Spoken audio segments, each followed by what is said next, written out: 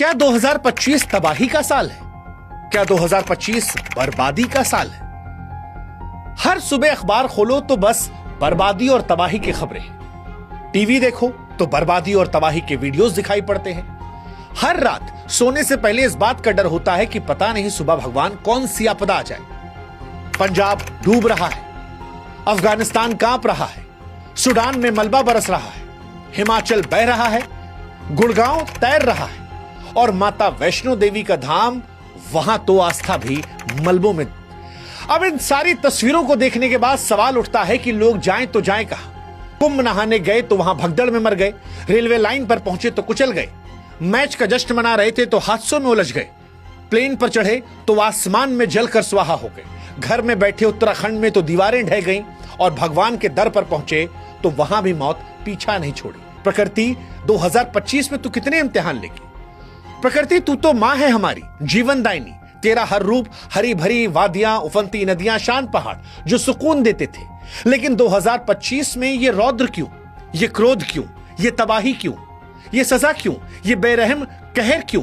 और आज इसीलिए हम कह रहे हैं 2025 बस कर, क्योंकि हम थक चुके हैं, हम हार चुके हैं। जो मर गए वो खौफ में मरे और जो जिंदा हैं वो पल पल डर कर मर रहे हैं।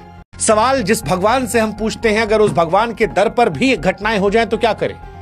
क्योंकि आस्था पर मलबे कहर वैष्णो देवी माता के दर पर दिखाई पड़ा। जम्मू कश्मीर के रियासी जिले में वैष्णो देवी मार्ग पर 26 अगस्त को भूस्खलन हुई और इसने आस्था को मलबे में तब्दील कर दिया।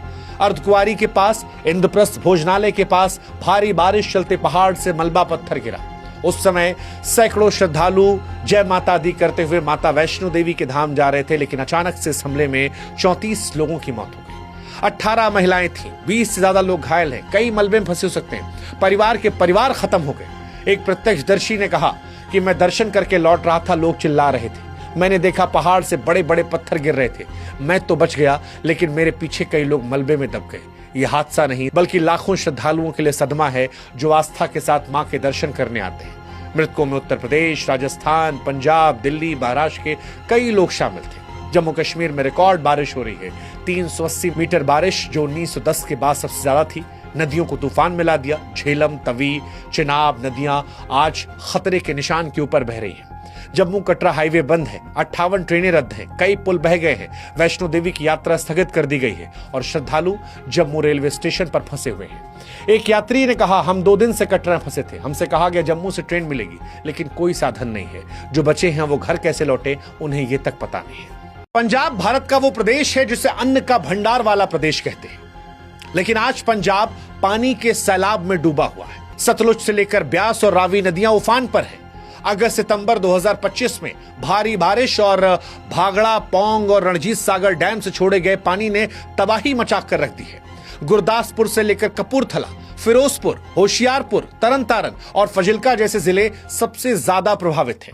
1300 से ज्यादा गांव ऐसे हैं जो पूरी तरह जलमग्न हो गए हैं। 3 लाख एकड़ से ज्यादा फसलें बर्बाद हो गई हैं। 30 लोगों की मौत हो चुकी है। 2.5 लाख से ऊपर लोग हैं जो बेघर हो गए हैं। लोग अपने घरों, खेतों को छोड़कर गुरुद्वारों में, अस्थायी शिविरों में शरण ले रहे हैं। वो किसान जो दिन रात मेहनत करके देश का पेट पाल रहे थे, आज वो भूखे हैं। उसका खेत पानी में डूबा है, घर बह गया है। आज ये सिर्फ पंजाब का दर्द नहीं है, सिर्फ एक किसान का दर्द नहीं है, उन लाखों लोगों का दर्द है जिनका सब कुछ इस बाढ़ ने छीन लिया। खराब ड्रेनेज सिस्टम, अतिक्रमण, जलवायु परिवर्तन ने इस आपदा को भयावह बना दिया। सेना, एनडीआरएफ ने लोगों को बचाया, लेकिन लाखों लोग ऐसे हैं जो अभी भी पानी में फंसे हैं। हालांकि पंजाब के सितारे जो हैं वो सामने आए हैं, लेकिन सितारों से अकेले काम नहीं चलेगा।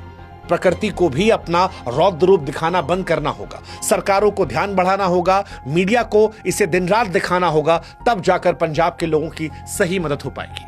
अफगानिस्तान में जमीन कांप रही है, उम्मीदें टूट रही हैं। अफगानिस्तान एक ऐसा देश है जो पहले से ही युद्ध, गरीबी, अस्थिरता से जूझ रहा है, अब प्रकृति की मार भी झेल रहा है। तालिबान के शासन के बाद दुनिया ने अफगानिस्तान से मुंह मोड़ लिया था, लेकिन सितंबर 2025 में जो 6 रिक्टर स्केल पे भूकंप आया, उसने तबाही मचा दी। भूकंप का केंद्र जो है वो 10 किलोमीटर नीचे था, जिसने विनाशकारी शक्ति को और बढ़ाया। और हालत यह है कि 1000 से ज्यादा लोगों की मौत हो चुकी है, 2500 से ज्यादा लोग जो हैं वो घायल हैं।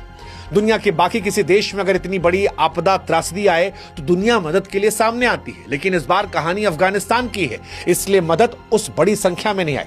भारत ने दिल दिखाया, लेकिन क्या वो काफी है, ये सोचने वाली बात है। अफगानिस्तान में जो आंकड़े हम आपको बता रहे हैं वो सिर्फ एक आंकड़े नहीं है, हर आंकड़े के पीछे एक कहानी है। जिस जगह पर ये भूकंप आया था वो मिट्टी के इलाके थे, पूरे उलट पुलट हो गए, परिवार के परिवार खत्म हो गए, गांव मलबे में तब्दील हो गए। राहत कार्य चल रहा है, लेकिन सड़कें, बिजली, संचार व्यवस्था ध्वस्त हो चुकी है। भारत ने मदद का हाथ बढ़ाया, लेकिन चुनौतियां इतनी बड़ी हैं कि राहत कार्य फिलहाल वहां बौने पड़ गए हैं। ये दर्द आज सिर्फ एक व्यक्ति का नहीं बल्कि उस देश का है, उस अफगानिस्तान का है जो दुनिया से पहले ही कट चुका था। अब वो टूट रहा है और आज वो प्रकृति से सवाल पूछ रहा है कि हे प्रकृति, हे ऊपर वाले, हे अल्लाह, इतना गुस्सा क्यों? अफगानिस्तान से इतनी ज्यादा नाइंसाफी क्यों? वैसे नाइंसाफी सूडान में भी हुई है। सूडान में गृहयुद्ध और भुखमरी पहले से ही लोगों को तोड़ रही थी। 2025 में भारी बारिश ने भूस्खलन का कहर बरपाया। पहाड़ी इलाकों में मलबा गिरने से गांव के गांव तबाह हो गए। आधिकारिक आंकड़ों की माने तो 1000 से ज्यादा लोग ऐसे हैं जो मलबे में दबकर मर गए।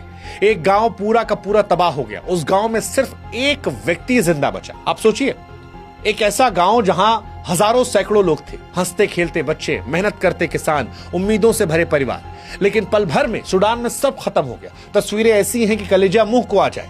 मलबे के नीचे दबे लोग चीखते रहे, लेकिन उनकी आवाजें धीरे धीरे खामोश हो गई। एकमात्र बचे इंसान की कहानी दिल दहला देती है। वो इंसान कहता है कि मैं खाना खा रहा था, अचानक जमीन हिली और सब कुछ तबाह हो गया। मैं तो बच गया, लेकिन मेरे बीवी, बच्चे, दोस्त, परिवार वाले, गांव वाले सब खत्म हो गए। आज सूडान में एक व्यक्ति कहानी सिर्फ उस व्यक्ति कहानी नहीं है, बल्कि पूरे समुदाय का दर्द है जो सिर्फ यादों में बचा है। सूडान की कमजोर बुनियादी सुविधाएं, खराब सड़कें, राहत कार्यों में देरी ने इस आपदा को भयावह बना दिया। लोग मलबे में फंसे रहे, मदद नहीं पहुंची।